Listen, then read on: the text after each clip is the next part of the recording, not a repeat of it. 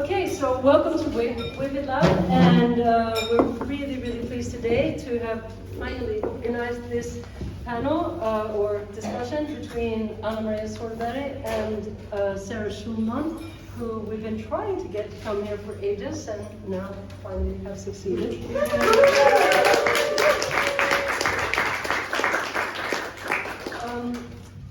We want to thank, before anything, the people who sponsored this, which is RFSL Stockholm, Cinema Queer, and Ulrika Westerlund in her capacity as our new minister in Parliament. And we thank you all for coming. Anna-Maria Sörberg is a writer and freelance journalist who specializes in sexuality, gender, and otherness, and regularly writes on queer politics in Swedish magazines.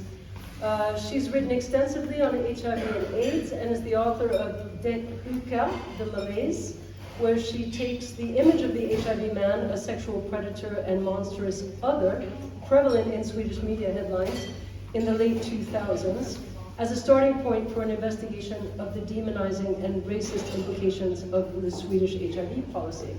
And I would highly recommend it. Great book. She's also written on homonationalism, in case you don't know it. It's a Swedish introduction to the field, exploring the implications of conservatism in gay culture, new alliances between the LGBT community and nationalist and far-right movements, and the nominal adoption of LGBT rights as a means of creating a distance to a non-Western culture. I highly recommend that book as well, and in that capacity, Anna-Maria teaches at Linköping in my courses. Sharah Shulman maybe goes without any necessary introduction, but as you all know, is a novelist, playwright, screenwriter, nonfiction writer, and AIDS historian. Her, and I gasped when I saw this, 20th book, Let the Record Show, A Political History of ACT UP New York from 1987 to 1993, is now in paperback. And Anna-Maria and I have just been discussing it. We've had Asbjudens Bokhandeln order some... Söderbokhandeln. Oh, sorry, Söderbokhandeln order copies of it for anybody who wants to get copies of it after. I would suggest going there, so they'll have some extra copies. And it's now in paperback. Sarah's on the advisory board of Jewish Voices for Peace, yes, and holds an endowed chair in creative writing at Northwestern University. So I'm delighted to introduce you all to these two amazing scholars and journalists. And I look forward to the conversation. I will come back at the end after they finish their discussion among them, and I'll open the floor for questions and take questions from you. All right, thank you very much. Thank you, Jamie. Thank you, Emery, for organizing. Yeah. And thank you, VS, for being a real pal. You are. For cooking tonight, and for always cooking. I'm trying to erase this, but I guess I can leave a little. Sharah, hi. It's such an honor to have you here, to sit next to you. We were discussing when I was here, when we last saw each other. It feels like a different time. It was actually on the airport, and you had just organized the Homo Nationalist Conference in New York at a time where it was still pretty new, I think. And then you were on your way to Moscow, I guess. Your last time you're gonna be in Russia. Yeah. Yeah. You remember that time, and you feel like you were a different person then? Well, it was 2 weeks after Pussy Riot was arrested. It was right after the anti-gay law, and Jim Hubbard and I went to show the film United in Anger in Russia. And like whenever we showed the film, maybe like 8 people would show up because they were afraid of the police. So it was like crazy. Yeah. But that's a very, very big part of your life is like this, just going around, showing a movie, a book, whatever. And we're actually showing, just for inspiration, in the ceiling here, some pictures from that amazing work that you did in United in Anger. And that is an open access movie. Yes.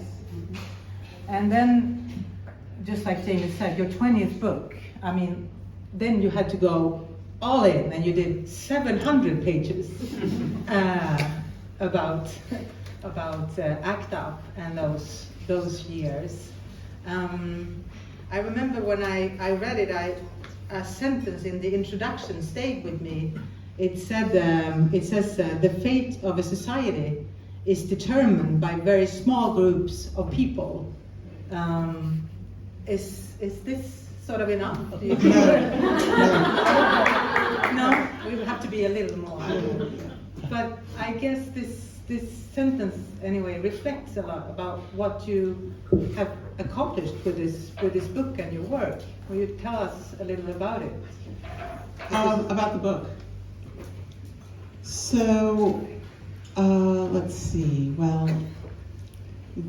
what came to be known as AIDS was first noticed by science in 1981, but we now think that AIDS is 100 years old, and probably was in the United States in the 40s, definitely in the 60s and 70s. We have evidence of that now. But partially because healthcare in America is so chaotic, it only was when it reached into a certain class who had private healthcare that doctors started to notice a pattern. Now, what's very interesting about AIDS is that it was misrepresented from the first day and continues to be distorted and misrepresented all these years later.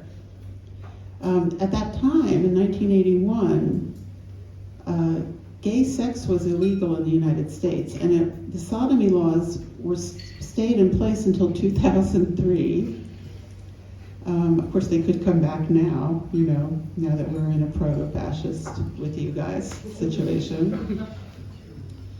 In New York City, you could be fired from your job, you could lose your apartment for being gay, you could be denied service in a restaurant or hotel in 1981. Familial homophobia was the cultural norm and was virulent. And street violence against gay people was a form of public entertainment, whether it was by the police or by straight people, called gay bashing. So gay people were a very, very oppressed minority when AIDS first came. And there were many theories about the causes of what was called homosexuality. Now we know that gender and sexual interest can change over the period of a lifetime and that it's different in each person. But in 1981, we did not know that. And we thought the idea was that homosexuality was one thing, and it had a cause. And the theory at the time was that it had a biological cause. So when AIDS was first announced, the first piece of media to cover it was July 3rd, 1981 in the New York Times. And the headline said, 41 cases of rare cancer found among homosexuals in San Francisco. What this meant to the public was that the biological disease of homosexuality itself is being manifested in this virus. And that influenced the first word, the vocabulary around the virus. So the very first name for the disease was gay-related immune deficiency, GRID. Now there's no such thing as gay-related immune deficiency. No one has ever showed a biological marker for queerness. We have no evidence that there is a biological source for queerness. Yet, this was called gay cancer. There's no such thing as gay cancer. Cancer cannot be gay. But this was the thinking from the beginning, and this was how the disease was first approached. In the first 5 years in the United States, 40,000 people died of AIDS. The government did absolutely nothing. Pharmaceutical companies did nothing. They had patents to failed cancer drugs that they were trying to recycle, hoping to find a profit-making market. Now I'm sure you know this already, but I'm just going to say the basics. AIDS is like cancer. It's an umbrella term, but it's actually different in each person. So what it means is that your immune system doesn't work anymore, and it starts to break down. And you get what was called opportunistic infections. You get different symptoms based on who you are and what your biology is. So very young and healthy people would go blind or get dementia or get this terrible skin cancer that would eat up their face. or they couldn't process nutrition, or the nerves on their legs would swell. Like an AIDS death is a terrible death, and people really suffered. And in my generation, you would just watch young people just fall to pieces. So people with AIDS wanted treatments for each of these opportunistic infections. But pharmaceutical companies wanted one pill that you would take that would make your AIDS go away, because that was the market, the biggest market. This is the American system, right? So they would not research the treatments. And this was the conflict. Now, for those first 5 years, what the gay community basically did was to try to create some kind of facsimile of social services. Because familial homophobia, which is a huge force of history that has been grossly underexamined. But, at that time, people's families did not take care of them. So you had large populations in big cities of people who had no networks in a very brutal social service system like the United States. So the gay community created a facsimile of social services. So for example, Gay Men's Health Crisis had a buddy system where you would volunteer and you'd be assigned a person with AIDS and you would hang out with them or help them do their shopping or something, to kind of create some kind of support. There were people who would walk your dog if you had AIDS, which is very important because you want to keep your pet when you're sick, right? Or there was a group called God's Love We Deliver, where they would make free meals and bring them to people. But none of this was done by the government. This was just volunteer. In 1986, 5 years into this, the Supreme Court made a ruling called Bowers v. Hardwick that upheld the sodomy law. So in other words, in the middle of a mass death experience, the Supreme Court decided that laws against gay sex were good and should stay. And this really was the turning point. This is when the gay community became very politicized. And there were very angry demonstrations in the streets without permits. And then you see in March 10th, 1987, ACT UP is founded in New York City, the AIDS Coalition to Unleash Power. Now, in the 6 years that I cover in my book, ACT UP's victories were so significant that I would say that AIDS activism is one of the most successful social movements in the history of the United States. And yet it's been grossly under-historicized.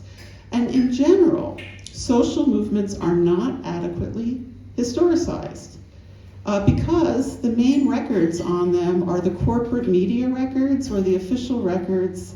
That's what the most documentation is. And that's why it's very, very hard to find out how a movement succeeded in the ways that they did. Now, lucky for me, I started out as a journalist in the queer and feminist press in 1979 when I was 21. Now, this was an alternative press that existed. Every city in America had a feminist newspaper and a gay newspaper. All of us journalists, we worked for free because none of our issues were covered by the corporate media. So I already was in this position when AIDS started. So the gay press and the feminist press really did all the first coverage of AIDS before the mainstream press started to cover it. And that's how I got into it. So I started writing about AIDS in the early 1980s, and I've been writing about it all my life. So I have this perspective with a handful of other journalists who started with me and are still alive. There's a few of us who've seen everything. So I had the ability to really document what happened with this movement and why they were able to be so victorious. And it's a big, it was a big privilege to be able to have this access to this information. My collaborator Jim Hubbard and I, we interviewed 188 surviving members of ACT UP over 18 years. If you go to our website, actuporalhistory.org, you can watch all of these interviews for free. You can see hundreds of hours of archival footage for free. And we've had 14 million hits on this website. So 2 people can't do a lot. So you're right. So 2 people can do a lot. So let me just summarize for you what ACT UP won, and then I'm going to tell you how I think they did it. And then we can go from there. So in 6 years, ACT UP forced the government to change the way that they approved drugs. So that people who were very sick could get access to experimental drugs even if they had not passed an approval process. And the way they did this, and this is a very important strategy, Instead of begging the powers that be to fix something, which does not work, by the way, because they don't want to fix it and they don't know how to fix it and they're not going to fix it. The way you make a change is that you become the expert on the issue. You study everything and you design the solution. So people in ACT UP who had no experience in government, no experience in policy, people who were like playwrights or something, studied the Food and Drug Administration and figured out how they could create a parallel track that would allow drugs to be given to people who were very sick. And then design this and presented it to the institution. Now what happens is the institution will always say no when you present the solution. So ACT UP did nonviolent theatrical civil disobedience, communicating through the media to show the public that we had the solution to this problem. So what we did was we did a huge action at the Food and Drug Administration office that shut down this office. And if you look at my film, United in Anger, you can see this action. And we had people with AIDS from all over the country. And that way, local newspapers from each city could meet with people with AIDS from their city and interview them. So the story became overnight a local story. And that's what came out of that demonstration. And they did do our proposal, parallel track. The second thing, big victory from ACT UP, has to do with women. Now, in the 1960s, pregnant women were given a drug called thalidomide, and many women had children born without limbs, and they sued the pharmaceutical companies who had to pay hundreds of millions of dollars. So after that, the companies said no more women in experimental drug trials. So in the United States, women were banned from experimental drug trials. Now, when you have no treatment for an illness, that's the only treatment. So literally, women with AIDS could not get any treatments. ACT UP ran a 4-year campaign that forced the government and pharmaceutical companies to change this policy. And in this way, I would say it is the only predominantly male organization that won significant victories for women and people of color. And how this happened we can get into later, but this is one of the magic things about ACT UP. So that was a huge victory for ACT UP. ACT UP took on the Catholic Church. Now this was before the priest sex scandal. So this was a time when the Catholic Church was extremely powerful in New York City. In fact, the cardinal was more powerful than the mayor and was in office longer. And we were trying to get public schools to distribute condoms to students. But the Catholic Church was putting their people on public school boards to stop condoms from being distributed. So ACT UP made the very bold decision in December of 1989, we disrupted Mass at St. Patrick's Cathedral. Now you have to think back to 1989. Homosexuals with AIDS disrupting Mass in the largest cathedral in New York City. This was so bold that it was on the front page of newspapers all over the world. And it totally changed everything. They were afraid of us. It changed the way we were represented. We were seen not, prior to that event, when you look at the mainstream press, the images of people with AIDS are like pathetic, dying people lying in bed. After the Stop the Church action, the images are people with AIDS fighting for their lives. It completely changed the way the public saw queer people and saw people with AIDS. Also, ACT UP won needle exchange in New York City. This was at a time before harm reduction was really understood. Harm reduction was a brand new idea, and the only theory around drug addiction was abstinence, which we know is not effective. And ACT UP was very far ahead. There were a number of active and former needle users in ACT UP. And so they took, of course, a very high-risk strategy, which is what addicts do, and they deliberately, illegally exchanged needles in order to break the law, to get arrested, so that they could do a test case. They could have lost this, but they won. And it was an amazing case, and needle exchange became legal in New York and completely changed transmission rates in New York City. But I think overall, the biggest victory was that it really changed the way that queer people and people with AIDS understood themselves and were seen nationally and internationally. So these are enormous victories, enormous. And, you know, many people in this room are alive today because of ACT UP, and maybe your parents as well, you know. It saved the lives of the future for millions of people. So I just want to say very briefly how I think they did this and what we can learn from them. The first thing is that ACT UP was not a consensus-based movement. You did not have to agree with each other. And that goes against where we are now. But there was a bottom line, there always has to be a bottom line of some kind of shared value, right? That defines a collective. And the bottom line was direct action to end the AIDS crisis. And that was direct action as opposed to social service provision. So if you were doing direct action to end the AIDS crisis, basically you could do it. Because the organization was run by the needs of people with AIDS, and people with AIDS were living against the clock. And they didn't have time to waste time. They needed things to be effective. They had concrete needs, and we needed to win them. So things that would make that be bureaucratic or obstructed didn't happen, you know, were thrown away. So let's say you had an idea that was direct action to end the AIDS crisis, and I didn't want to do it. Okay, we would argue, and we were New Yorkers, so we scream and yell at each other, right? Especially pre-gentrification New York is like Jews and Italians screaming at each other. But anyway, but in the end, if you wanted to do it and I didn't want to do it, I just wouldn't do it. I wouldn't try to stop you from doing it.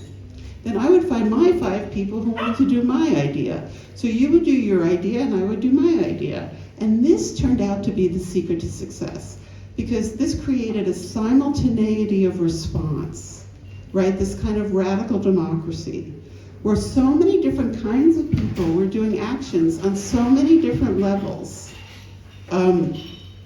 in so many different ways, so many different milieus, so many different aesthetics, so many different approaches, that this ultimately was the paradigm shift. And I think historically, when you look at the history of social movements, and correct me if you think I'm wrong, but I think that movements that try to force everybody to have one analysis or one strategy all fail, and I don't think there's a single exception. And the reason is because people can only be where they're at. And believe me, it took me 30 years of therapy to accept that, right? But it's just the truth. And if you want to be an effective political organizer, you have to take that into account. People are different, and they can only come at things from who they are. If you try to force them to be something that they're not, they're going to leave the movement. But real leadership is something that encourages people to be effective from where they are at. And that's what ACT UP was great at, and it was very organic. So that's number 1, not a consensus-based movement. Number 2 was no theory. One of the leaders of ACT UP, Maxine Wolf, she said, if you go action first, your theory will emerge, because you have to make decisions about how to do your action, and those decisions will reveal your values. But if you go theory first, then you end up in these like empty polarizing debates where you're mad at each other about interpretation of analysis, and there's no application. So nothing is at stake. So that's ACT UP went action first, not theory. The third really important takeaway has to do with the role of women and people of color in ACT UP. So ACT UP was a predominantly white gay male organization of all social classes, but mostly white gay men. The older men had had experience in the gay liberation movement, but many of the younger men had no political experience. There was a small group of women and a small group of people of color who had enormous influence because they had more political experience. Because if you remember, this is 1987. So for example, there was a period in Latin America where there were fascist dictatorships in Argentina and Chile. And there were a number of university students from Latin America who were in exile in New York, who were gay, who came to ACT UP. The Latino caucus was very significant. In my book, I have 3 chapters on the Latino caucus, because people came with these sophisticated political experience. Also from the Mexico City student movement. So there was that. And then there was the women who came from the 1970s, right? The previous movements were the feminist movement. So some of the most basic ideas of ACT UP came directly from the feminist movement. And in my book, I tell you the names of the people who brought these ideas and how they brought them. So for example, patient-centered politics comes from the feminist women's health movement of the 1970s. Because, you know, that was a movement that came up at a time where there were hardly any women doctors, right? Medicine was completely controlled by men. So feminist health politics was all about what the patient needed and a patient-centered politic. The other was nonviolent civil disobedience, which came out of the women's peace movement of the 1970s. And there were people right from those movements who came to ACT UP and became the trainers for civil disobedience. So these groups of people, people of color and women, were much more politically sophisticated than many of the young white gay men and had enormous influence. Now, how did they survive in this movement? What's really interesting is that people of color and women never stopped the action in ACT UP to insist on, like, consciousness raising, on sexism, or that word is racist, don't use it. They never did that. Because you know what? You could spend your whole life trying to change one person, and believe me, I've tried, and it doesn't work. What they did instead was they kept the eye on the prize of what they needed to win for their constituencies, and they marshaled the ample resources of the movement for their projects. So for example, funding was centralized in ACT UP. ACT UP was a political movement. It was not an NGO. They did not apply for money. They did not ask for grants or anything like that. They raised the money from the grassroots. And they mostly did it by designing amazing t-shirts and incredible posters and buttons that were artistically very far ahead of the culture, because there were a lot of graphic designers and advertising people and painters. It's New York City, right? Who had all these forward-thinking design ideas. The first day that we sold t-shirts, we took home $30,000 in cash from the street. So that's how we would raise money. And then we had an art auction that raised $650,000. That's an enormous amount of money. But what that meant was that when the Latino caucus saw that people with AIDS in Puerto Rico needed support, they just went to fundraising and got the money and went to Puerto Rico and started ACT UP Puerto Rico. When women with AIDS needed money to travel to Washington, D.C. to testify at a hearing, and they needed to stay in hotels, right, because people were sick, they just went to fundraising and got the money. So people were very clear about what goals, what do they need to win for their constituency? How can they use the resources of the larger group to help their constituency? And they didn't waste their time trying to change people, you know, who didn't want to be changed. It's a very practical approach that if you're politically experienced, I think you'll recognize, but a lot of times without that experience, people don't know to do that. So I think those are the three major takeaways of how ACT UP was so successful. Now, ACT UP did fall apart, as all organizations do, and just in brief, and it's very complicated, and if you read the book, you can follow the whole thing. But basically, at the beginning, there were no treatments for anybody, right? So if you were a stockbroker, or you were a homeless person doing drugs, you both were gonna die, because there was no medication.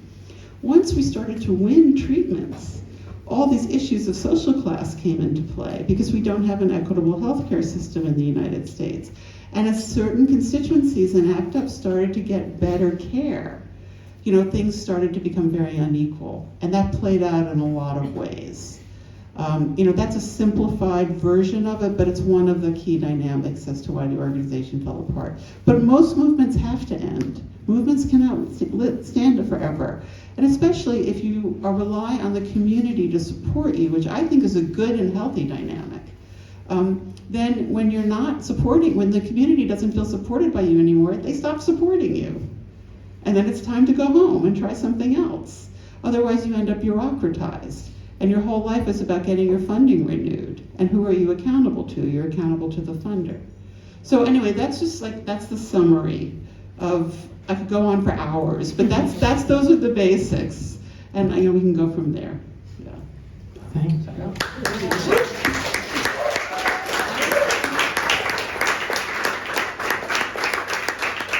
We should go back to ACT UP and as a role model for activism and stuff, but I just wanted to ask you, you said there HIV and AIDS is the most misrepresented sort of disease in the society still. Can you give me examples? How do you see that, and how does it go? Well, I mean, the idea, this is something that's pervasive in all of our societies. The people who are the most endangered and most need our support are falsely positioned as dangerous and are falsely positioned as a threat. And this was very clear with people with AIDS. And this is still true. We're in a world today where there's this thing called HIV criminalization. I don't know the situation in Sweden. I don't know if it exists here. But we have it in Canada. We have it in many states in the United States. We have it in Taiwan and all over the world, where people with HIV are legally mandated to disclose their status to their sexual partners, even if they're on the standard of care. If you take the current medications for HIV, your virus is so suppressed that you're not biologically capable of infecting anybody. So it has nothing to do with actual health care. It's a stigma thing. And I started out studying this. I did research on Canada. Canada is one of these neoliberal countries. Do not be fooled by Canada. They pretend that they're so nice. Maybe this feels familiar to you guys. I don't know. But they're not. And they had HIV criminalization in Canada, and I was looking at this, and 50% of the people who were incarcerated in Canada for this non-existent crime were black. Now, there's hardly any black people in Canada. It's like, what is this? So I started investigating it. When did these laws, what is this all about? And I realized it's an anti-African immigrant thing. That's what this whole thing was, and that's where it came from, and now it's like a monster. And we have it in certain states in the United States. So, if this thing continues, HIV will always be stigmatized because it's associated with gay anal sex and with needles. And these are two things that the dominant culture has never made peace with, and it will be stigmatized forever. There's so many things worse that can happen to you than to become HIV positive. If you're HIV positive today, especially if you live in a country with health care, there's medication you can take and have a normal lifespan. It's a drag to take this medication. You don't want it, but it does exist. But and so many other things are worse. But the stigma around HIV is so out of proportion to the reality of it, and this continues forever. And I just want to say something about PrEP. So what's interesting with PrEP, and in the company that makes it in America is called Gilead. They always use these biblical, terms, right? But if we had a decent healthcare system, then everyone who was HIV positive would be on medication, standard of care. They would be virally suppressed, and they wouldn't be able to infect anybody. There would be no market for PrEP. You only need PrEP if people who are HIV positive are not getting the standard of care. So the enormous profit that Gilead is making on PrEP is predicated on having an inadequate healthcare delivery system. Now, what was so interesting looking at the, COVID and monkeypox, now I'm old, right? I'm 64. I've witnessed these things, and I see what the similarities are. And the repetition is amazing. Like, they come up with a treatment, the greedy-ass pharmaceutical companies want their profit, and poor countries cannot get the treatments, cannot get the vaccines. This is repeated over and over and over. And I think what's really clear now in this moment of total globalization that we're in is that national health care is not the answer to these things because viruses are global. We need a global healthcare system where every person in the world has access to the standard of care. It is the only way to address any of these. It's the most practical approach. I should probably just add that when you're talking about this thing that Sweden was in terms of this, a functioning country when it comes to healthcare system and not that kind of upfront capitalist medication companies at all. And instead, I would say that here, HIV and AIDS has been very much treated as, like you were talking about in relation to criminalization, a fear for the other, a fear for, in lack of better words, the främmande, what would that be? Like the foreign, it's always been that. And so this is basically what what my book is about, is to dig into this, looking into the, well, it's old now, like me, so. But it's really so many sides to a disease like HIV and AIDS. It's sort of like, it's not only a tragedy in the whole world, but it's also like sort of gives you the possibility to see through a society in so many ways. Like it makes the racism very shown. Sort of that's I think in my view what I've been like very fixated with this issue around, that you can see so much through this disease, you know, and learn so much about it. But I wanted also to ask you, because your book is so based on all these interviews, like United in Anger as a movie, but in your book it's like, I don't know, 300 maybe? 188. Yeah. And you you go through the whole, like some of them are not with us anymore, some of them are here, but their background, where they came from, it's like, and then you will add a sentence after going through all of this, you will add a sentence that actually none of the women of color and the white women are with us anymore. No, none of the women with HIV in ACT HIV. UP are alive today. Yes. And that's just like, you get hit by this, because this is not anything you would have known. It's or you will know it, but this is not, for example, something that is known when we talk about HIV and AIDS. Instead, we have at least I don't know about you guys, but I have a totally different picture in. Well, the reasons for this are because, first of all, women in general get diagnosed more advanced into a disease in the United States than men, because women are the last to go to the doctor because they don't have time to go to the doctor. The doctor is expensive. Women are taking care of everybody else. So any disease, women get sicker before they get treated. The women who would get HIV tended to be poorer. So they already had worse health care. And then they were excluded from experimental drug trials. So they couldn't get the drugs. And then they couldn't qualify for, so our country is so sick, but you know, in order to get help, like someone to help you at home or to get benefits, you have to show that you meet a criteria. So they had a definition of AIDS that was based on the gay male body. And women with AIDS get different infections than men do. And those infections were not on the list. So you would actually die of AIDS, but never qualify for benefits. In fact, one of the most important leaders of women with AIDS, Katrina Haslip, who I write about in my book, died because she fell at home because she had no home care, because she didn't qualify for benefits. So all of this state brutality is why women with AIDS died quicker and did not live long enough for the treatments. What time is it now? You have time. Do you want to open it up? Another 15 more minutes? You want to open it up? What is it? It's 1:45. We've been going for like almost 45. Yeah, let's open it up. But maybe we should open it up, because I know that there are a lot of people in this room that are There? raised. Then in the back? Yes, please.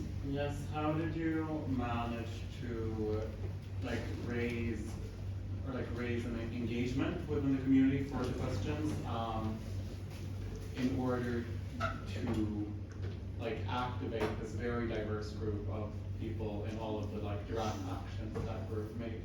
How did ACT UP get people to join? Yeah. ACT UP was not that diverse. It was primarily white gay men. Yeah, but they're People joined mostly because they had AIDS and they thought that they were going to die. And that was the main reason, or else their friends, that they joined internationally. There were 148 chapters of ACT UP. I believe there was one here. I don't know. But it's a completely different system. But yeah. So, yeah. When you were talking about the volunteer system that they had, I just want to recommend this film. I'm sure you've seen it. It's called actually Buddies. It's so incredible, where volunteers would go and visit HIV AIDS patients in hospitals, and Buddies really depicts the challenges of that. But In the States? Sorry? In the States? In the States, yes. Yeah. It's called Buddies. I'm sure you'll find it. I found it on Movie. By Artie Bresson. Yeah, Yeah. exactly. because I'm quite fascinated by your previous work, and I can't wait to read this one, but if you can tell us more about the Black queer activists or gay activists that you are familiar with, that I had a chance to speak to Sharah before you all came, that you knew of, and how they addressed, because Black gay men were dying at faster rates. Yes, I mean, there was a whole renaissance of Black gay artists, Black gay writers, people maybe you've heard of Essex Hempel, Asoto Saint, Melvin Dixon, Joseph Beam, Marlon Riggs is probably the best known. So many people, the Other Countries Collective, I mean, all this stuff, and so many people died of AIDS. Everyone I just named died of AIDS. The rate of death in the Black gay community was huge, for the same reasons that we're talking about in the U.S. healthcare system. If you didn't have money, if you couldn't negotiate it. Even if you have money, you have to figure it out and negotiate it. It's such a terrible system, and the rates of death are racially based, So now we're in a period, we were talking about this today, where this kind of Black gay intellectual renaissance died. And there's very little in contemporary Black gay work that points to those people. They tend to point to James Baldwin, who came before them, but that group of people have kind of been forgotten. They're not really taught in schools, they're not read in writing schools. Now we have a new group of young Black gay writers who are doing very well in the United States. They tend to have come from these Masters in Fine Arts writing programs, and they never mention any of these guys. It's like they don't even know about them. It's very weird. They all go back to Baldwin.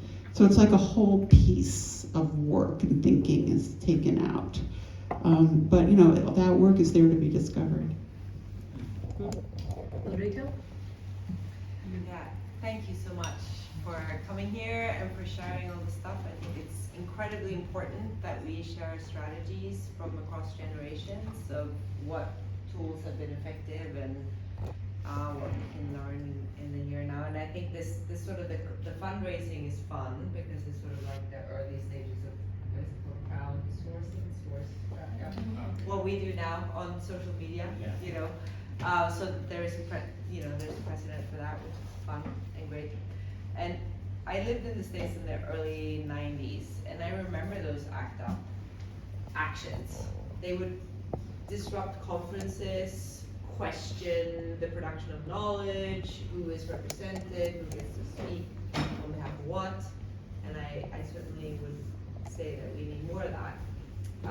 But what I was wondering when you were talking about the ways in which a sort of a small contingent can kind of go into a Catholic church or, I don't know, an academic conference, parliament, I don't know, and shift things. And what's different, I think, now is that the media is so different now that you may make front page, but you're not going to make a front page as like interesting. They're shifting things. What we see now is like young people, for instance, gluing themselves to the highway to protest the environment, and then being told you're disrupting. This is unacceptable. And you'll be prosecuted. Yeah, and they get prosecuted. So some things happen both in terms of representations of direct action and how we understand direct action. Yeah, let me respond to that. So first of all, I'm going to say that ACT UP people were arrested and they were not liked. I interviewed one lawyer who did 10,000 court cases for ACT UP, and that was one lawyer, and we had like 15 lawyers. And the gay community hated ACT UP. And they're always like, you're fucking it up for us, and we have to negotiate, and but they were wrong, and we were right. And just in general, doing the right thing is never the popular thing, ever. If you're ahead, people confuse familiarity with good, and they think that if it's unfamiliar, it's wrong. But actually, the unfamiliar is the winning strategy. Yep. So, But did you have kind of connections with the media? Because I also think there seems to be something about how do you actually get your story across? well, I mean, the prototype for this, the most famous American direct action is in the early 1960s when Black students in the U.S. South went to segregated white-only lunch counters and sat in on the lunch counters And then white supremacists beat them up and threw food on them and arrested them and all of this. But the photographs, I think, really were the ACT UP generation were children at that time. I think it made a big impact. Because what they did was, instead of just protesting, saying, we want integrated lunch counters, they created the image of the world that they wanted to create. And that's what good civil disobedience does.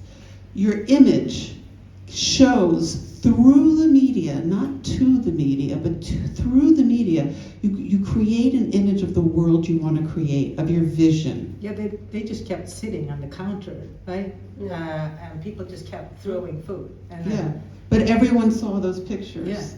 Yeah. And that's the trick. Because one of the problems with the left is that we have strict tactics and then they don't work and then we do them again. And they never work and we always do them. For example, how many demonstrations have you been to where you're standing outside for hours and you're listening to boring speeches and it's raining? How many times? This does not work. ACT UP never did this. ACT UP did actions. Every single person was empowered. We had teach-ins all the time so that the whole body of the movement was informed. It's amazing in the interviews how sophisticated everyone was to the issues, how deeply they understood them.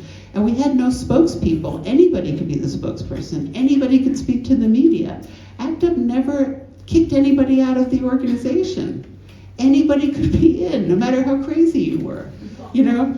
So it was like open admissions, you know, this type of thing. So what you want to do is find new things. Do not do things that don't work. And we had to constantly invent new images, new ideas, new ways of presenting, new ways of using technology. Yes, the ideas from the 1980s are not going to be the ideas you're going to use now. Every generation has to find a way to use the technology and the social structure in which they live to their advantage. That's your challenge, is to be creative. Right? Is there a question right there? Yeah, I was wondering about if you want to say something more about your experience with interviewing all the surviving members of ACT UP. Sure.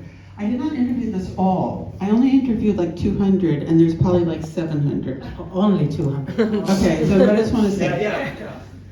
It's a very interesting process. So Jim and I studied 2 Holocaust archives to try to figure out how we wanted to do this. So the first one we looked at was, because we're both Jewish, and I'm from a Holocaust family myself. So the first one we looked at was the Steven Spielberg Shoah project, which is this enormous project with 1,500 interviewers, and they ask everybody the same question. And this project was created in response to Holocaust denialism. So it focuses only on the atrocity to try to prove that it exists. And that we did not like this system at all. Then we found a small family archive that was run by a department store family. And they interviewed people, and it was very individuating. They asked people all about their lives before the Holocaust. Then they asked them what happened. Then they asked them about their lives after. And we loved this. So that was the model that they used. Because the very first question that I went into this process with was, what do these people have in common? Who are these people that they were able to be so effective? What is it? And for the first 3 years, my theory, I was wrong, was that they all came from some kind of childhood experience of community. So I'm asking all these questions like, did you go to church? Did your parents belong to this parents association? And I couldn't find anything in common. It totally didn't work. So then we thought, well, maybe all these people had some kind of experience with AIDS that really motivated them. Well, that was wrong. There were people who came to ACT UP who did not know a single person with AIDS. It was only in year 8 that I figured it out, that this was a characterological thing, not experiential. This was a kind of person who could not be a bystander.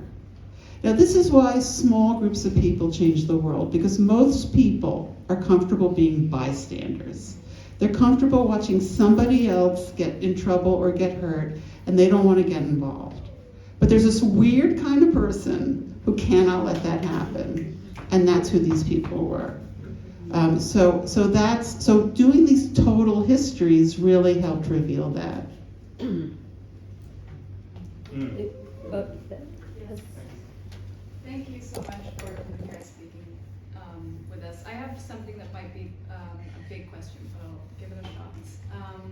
I imagine that for a lot of younger people, their first or maybe sometimes only encounter with the AIDS crisis or the ongoing AIDS epidemic is through fictionalized accounts. And I'm curious about your thoughts on which ones get it right and which ones don't.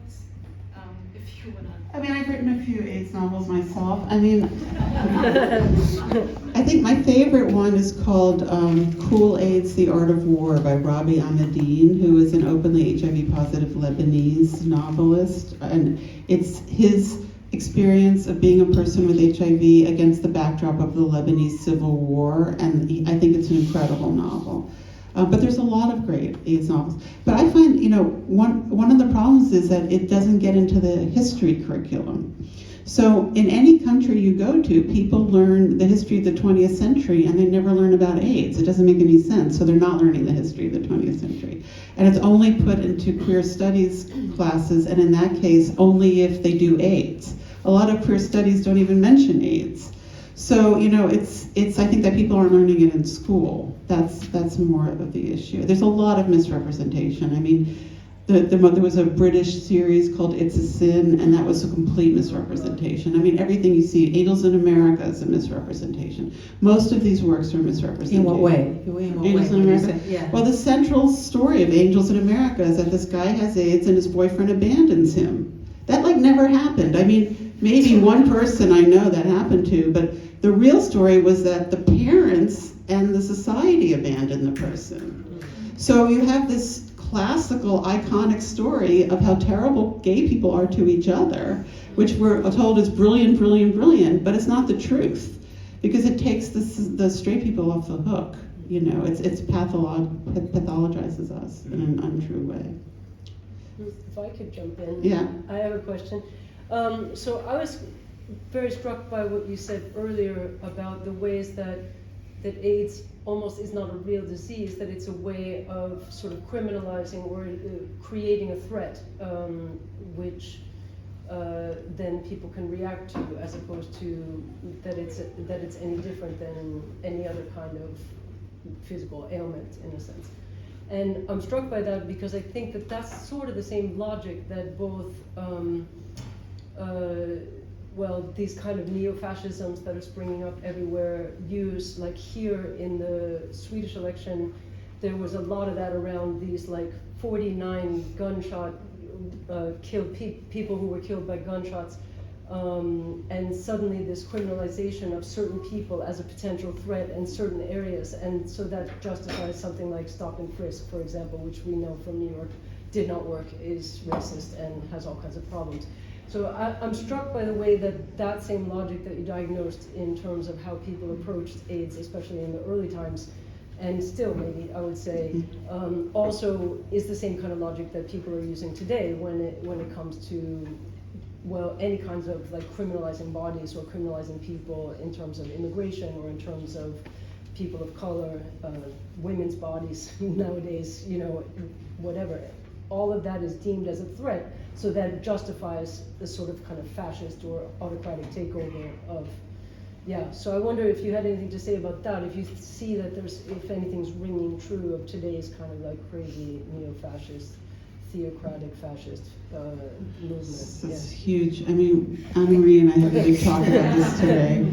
Wish you would have been there. We walked too long, you said. Yeah. So the conversation got too long. America's sickness right now is this concept of replacement theory. And this is what everything is, people of color are replacing white people. Panic, panic, panic. Oh my God, it's the most terrible thing in the world. Oh my God, anywhere you go in America, someone will tell you that white men can't get a job anymore. White men can't get a job in academia. I really wish they did not. White. Your lips to God's ears. This constant thing oh my God, those women and people. In today's New York Times, there's an article about the 5th anniversary of Me Too, and they interview a senior white male Hollywood guy, and he's like, for 3 years, only women and people of color got jobs. That is such bullshit. And they couldn't even do a good job, he says.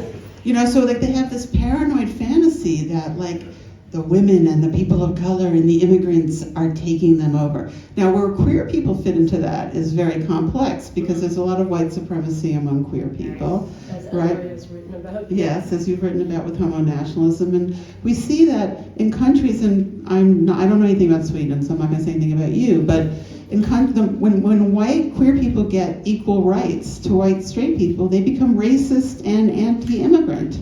And we saw that in the Netherlands, we see it all over the place. You know, so that queerness only is different if there's an oppression aspect. After that, there is no difference. Now, it's going to be interesting in America because we have this rogue fascist Supreme Court that took away abortion rights, right? And this year, they're going to take away gay marriage. And watch those white gay men get upset because gay marriage, no, because it protects your wealth. You know, and they want that. And they didn't do anything about abortion. I did not see gay men say a word when abortion went down. So, you know, that's when they're going to protest. And it's, you know. Yeah, but I just thought, I mean, just as a quick follow-up, I thought it really related to Anna Maria's book, which of course you couldn't have read because it's in Swedish, but it's these 5 portraits of the so-called, you know, monster that was the AIDS man. 9. 9. Sorry. Not 180, No, but 9. Not 180 at least. but 9 portraits of 9 different people, and this sort of spectrum of like, okay, these are the real people who actually are being criminalized for so-called HIV/AIDS crimes, right? And who are these people? So I think, if I remember correctly, you go from the sort of most innocent to the most so-called like representative of that fantasy of the criminalized gay or queer or black person who yeah. So I saw a lot of resonances in what you were saying and Anna Maria's book, which of course you can have read, but you know. And I didn't actually either read it, if I'm honest. I didn't read it either, but I know that because we talked about it so much. But yeah, anyway, so I just thought that was an interesting sort of, Yeah, because we're seeing the same fucking thing over and over again. You know, it's the last gasp of white supremacy. I mean, just looking at like Ukrainian refugees, right? These people who are in this terrible situation, their lives are being destroyed for no reason, right? And we see the doors opening, but it's white Christian refugees. And, you know, we have African refugees and people from Syria, and I mean, there's more refugees in the world than there's ever been in the history of the world. You know, and, you know, or like women in Iran who are rebelling and are so brave and they're so incredible, we support them. But when Palestinian women are rebelling, they don't have any support. You know, so these decisions are being made based on hierarchies of identification, and it's global. Thanks. Yeah. Okay. But did you have your hand up? Yeah, just thinking because so I was reading your text in the catalog for the Nan Golden exhibition on Modern Museum due to the fact that I do special guided tours about the Ballad of Dependency. Now no one understands what I'm talking about. So at Modern Museum it's going to be on Saturday it's open a new exhibition with a photographer that's called Nan Golden, and she's made a piece of art that is named The Ballad of Sexual Dependency, which started in the 1970s and tells about a whole lot about the AIDS crisis. So I was just wondering what your relation is with that, and what, because I read your text and it's very interesting when you talk about the stories about Yeah, so that's why I'm here. So Nan Golden, if you know who she is, right, is having this career retrospective that is starting at the Moderna, and it's going to go around the world for the next 10 years. This is the first opening of it, and I wrote an essay in the catalog, and they invited me to come, and that's why I'm here. So that's my relationship to it. Yeah. One of the dogs has a question. Anyone else have questions or comments or something you want to say? Yeah? Maybe that this is an unfair question after having written 700 pages of the history of ACTA, but I wonder what's next for you when it comes to the history of AIDS or the history of AIDS Well, activism? so I'm hoping, we're trying to turn it into a television show, but so far we've not been, I mean, it was optioned by two good companies. Christine Vachon, who does all the Todd Haynes movies, and this other company called Concordia that did like Spotlight and the television series about the Central Park Five, and so like interesting people. And we got this British guy named Andrew Haig, who did a film called The Weekend, which is like a gay classic, and he also did Looking, which was a gay TV show. And then we tried to sell it, and nobody would buy it because everything's going more conservative now. So even white gay male representation is a question now in these corporate Amazon, Netflix, and all that stuff. But we haven't given up, so we're trying. Now, I would like to never have to write about this again. I did not want to write this book, but I had to because the misrepresentations were so terrible I couldn't live with myself. And Jim and I spent 2 years trying to find somebody else to write it. And we're like, we'll give you all our files. But I couldn't find anyone, so I had to do it. But it's like, I have other things I want to do. Well, then on that, thank you.